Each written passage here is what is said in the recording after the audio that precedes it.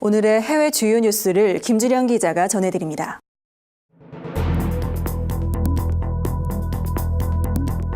구티비 월드와이드입니다. 세계 곳곳의 소식을 발빠르게 전해드립니다.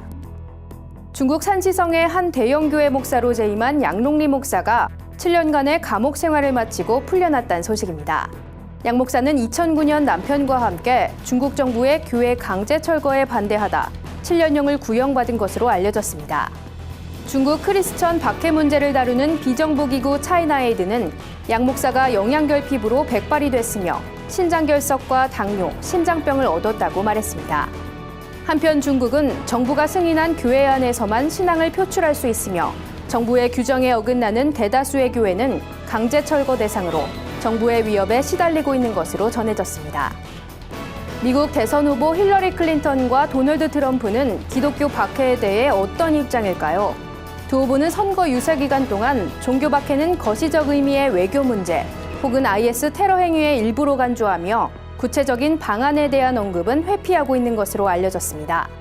두 후보는 모두 미국 정부가 국제연합을 통해 IS 무력화에 힘써야 한다고 주장하면서도 박해로 고통받는 기독교인 구제를 위한 대책 마련에는 소극적인 자세로 일관하고 있습니다.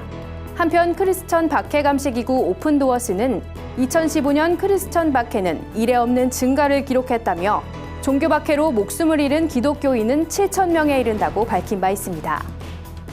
스웨덴 중부도시 볼랭에시가 십자가를 포함한 모든 종교 상징물을 금지하는 공동묘지를 개장합니다. 볼랭에시는 묘지는 무신론자뿐 아니라 묘지 내의 종교 상징물 기재 포기를 서약한 사람에게만 장소를 제공할 것이라고 밝혔습니다. 스웨덴 교회 대표자들은 볼랭에시의 계획에 승인한 것으로 알려졌는데요. 교회 측은 묘지 유지를 위해 협조하겠지만 그 이상의 협조는 불가능하다는 입장입니다. 한편 스웨덴은 인구의 80%가 신앙이 없거나 확실한 무신론자로 서양에선 종교적 색채가 가장 약한 국가에 속하는 것으로 알려져 있습니다. 이라크 정부가 이끄는 연합군이 이라크 제2도시 모술과 인근 도시 타란 작전을 펼친 결과 고대 아시리아의 수도 니네베 지역의 마을 2곳을 IS로부터 탈환했다고 밝혔습니다. 이번에 해방된 도시 바르텔라는 수백 가구의 크리스천이 밀집된 곳이었는데요. IS가 집권한 이후 끔찍한 크리스천 박해로 인해 많은 기독교인들이 다른 도시로 대피할 수밖에 없었다고 합니다. 이 지역의 바샤르와르다 주교는 수만 명의 기독교인들이 고향으로 돌아와 자유롭게 신앙생활을 하게 되길 바란다고 말했습니다. 바르텔라의 주민들은 해방된 첫날 교회에 모여 촛불 집회를 열고 탈환을 축하한 것으로 알려졌습니다. 전국 남미계 크리스천 대표자 연합이 낙태를 옹호하는 힐러리 클린턴 후보를 지지할 수 없다고 밝혔습니다. 회장 세뮤얼 로드리게즈 목사는 클린턴 후보가 남미계 크리스천이 가장 중시하는 생명 존중의 가치를 포기하라고 강요한다며 복음주의자와 가톨릭 신자 모두 정치적 편의를 위해 믿음을 저버려선 안 된다고 주장했습니다.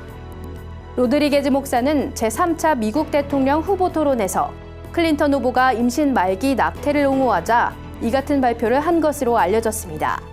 이에 대해 클린턴 후보는 미대 법원은 1973년 임산부의 생명과 건강을 고려한 낙태 규제책은 허용된다고 명확히 규정하고 있다며 임산부 개인의 삶과 건강에 관계된 낙태 결정은 임신 시기에 관계없이 보장받아야 한다는 입장입니다.